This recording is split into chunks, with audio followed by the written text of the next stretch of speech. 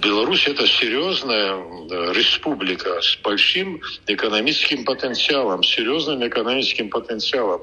Единственная республика на постсоветском пространстве, которая сохранила все производство, все цеха, все сохранила она. Поэтому у нас сегодня и конкурентную технику выпускают сельскохозяйственную, грозевую технику, и автобусы, и IT-технологии там развиты. О чем вы говорите?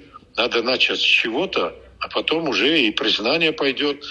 Если бы мы сказали, пока там Россия нас не признает, вы не переходите границу, был бы это рациональный подход.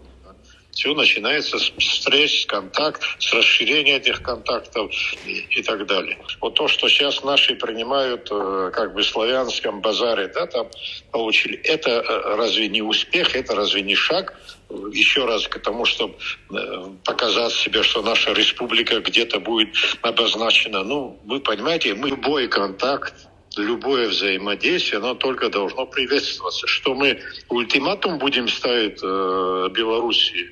Вы сначала нас признаете, а потом с нами говорите.